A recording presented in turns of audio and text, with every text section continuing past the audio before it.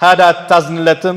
ማ ካነ የስነኡ ፊረኻ በዛ በደስታ በአማኑ ሰዓት አንተን ሲገዛ የነበረውን ሁኔታ አስበህ ያን ሁኔታ አይተህ አሁን አታዝንለትም? ከዚህ ጭንቀት ፈቱንጂየሁ ነጃት ለው ሚነል በላ ከዚህ በላ አሉ። አያችሁ በደስታ ሰዓት ከአላህ ጋር የተዋወቀ በጭንቅ ሰዓት ማን ነው የሚደርስለት? አላህ። ቃለ በላ እንዴታ። ፈአመረ አላሁ ልሑተ አላህ አሳ ነባሪውን አዘዘው። ፈጠረሃሁ ቢልአራ ወረወራቸው እንዲተፋቸው።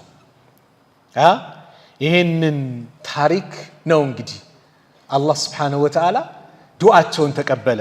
ፈስተጀብና ለሁ ለሱ ዱዓውን ተቀበልነው። ወነጀይናሁ ሚነል ገሚ ከጭንቀትም አዳነው አለና ለእኛ መልእክት ነገረን። ምን ሲል? ወከዛሊከ እንዲህ በዚህ መልኩ ኑንጂል ሙእሚኒን አማኞችን እናድናለን አለ። እንዲህ በዚህ መልኩ ከአላህ ጋር በደስታው ሰዓት የተዋወቀ ወጣት ሲሆን አላህን ያወቀ ነገሮቹ ሲስተካከሉለት ንግዱ ሲከፋፈትለት ትምህርቱ ዶክትሬቱን አግኝቶ ስራ ሲያገኝ አላህን ያወቀ ጭንቅ ሲለው አላህ ይደርስለታል። ወቃለ ضحاك بن قيس የሚባሉት ዓሊም ምን ይላሉ? اذكروا الله في الرخاء አላህን በአማኑ ጊዜ አውሱት፣ ቀድሱት፣ ተዋወሱት። يذكركم في الشدة በጭንቅ ሰዓት አላህ ይደርስላቸዋል። ወኢነ ዩኑስ ዓለይሂ ሰላም ነቢዩላህ ኑስ ዓለይሂ ሰላም እኮ ነቢዩላህ ዩኑስ ዓለይሂ ሰላም ካነ የዝኩሩ ላህ ተዓላ አላህን በጣም ያውሳ ነበር በደስታው ሰዓት። ፈለማ ወቃ ፊ በጥኒ ልሑት አሳ ነባሪ ሆድ ውስጥ የወደቀ ጊዜ እኮ ቃለ አላህ አዘ ወጀል አላህ እንዲህ ብሎ ነበር። ፈለውላ አነሁ ካነ ሚነል ሙሰቢሒን እሱ ከዚህ በፊት እኛን የሚያጠራ እኛን የሚቀድስ ባይሆን ኖሮ አለ አላህ ለለቢሰ ፊ በጥኒሂ ኢላ የውም ዩብዓሱን። አያችሁ አሳ ነባሪ ሆድ ውስጥ ኢላ የውም ዩብዓሱን ሰዎች ከመቃብራቸው እስከሚቀሰቀሱበት ጊዜ ድረስ በቆየ ነበር፣ እዛው እናደርጎ ነበር አለ። ነገር ግን ከዛ በፊት ከኛ ጋር በአማኑ ሰዓት የተዋወቀ ስለሆነ ሁሌ የሚቀድሰን ስለሆነ የሚያጠራኝ ስለሆነ እኔም ብቻ ስለሚገዛ ሰላም ሲሆን ያ ረብ ያ ረብ ሚል የኔን ትእዛዝ የሚጠብቅ ውድ ባሪያ ስለሆነ በጭንቅ ሰዓትም ነጅ አልኩት ነው። ኪስ ሲወፍር አላህን አውሳ ነው መልእክቱ። አላህን በደስታ ሰዓት እንዳትረሳ። ሙሳ አለይሂ ሰላም ታሪካቸውን ታውቃላችሁ። ሙሳ እንግዲህ አላህ ነብይነትን ወፍቋቸው ከፊራውን ጋር ትልቅ ፍጥጫ አድርገው ትልቅ ትግል አድርገው በመጨረሻ ከተማውን ለቀው ሲወጡ ምን ብሏቸው ነበር? ፊራውን ተከትሎ ነበር።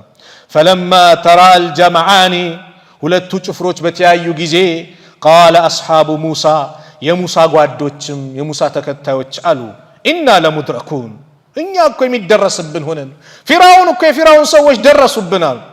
ሙሳ በሰላሙ ጊዜ ከአላህ ጋር ስለተዋወቁ አላህ በጭንቅ ሰዓት እንደማያሳፍራቸውም ስላወቁ ከላ ቃለ አለ ሙሳ ከላ በጭራሽ ኢነ ማዕየ ረቢ ጌታዬ ከኔ ጋር ነው ሰየህዲን ምን ማድረግ እንዳለብኝ ያመላክተኛል።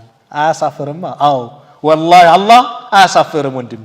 በምንም መልኩ አላህ ያሳፍረኛል እንዳትል አንተ ብቻ የሚጠበቅብህን አድርግ፣ ተማመን በሱ እምነት ጠንካራውን አላህ አያሳፍርም። ፈአውሐይና ኢላ ሙሳ ይላል ወደ ሙሳም ወህይ ያደረግን መልእክት ላክን አን ድሪብ ቢዐሳከ አልባሕር ባህሩን በዛች ዘንግ ምታዋል በበትርህ ምታው። ፈንፈለከ ፈካነ ኩሉ ፊርቅን ከጠውድ ልዐዚማ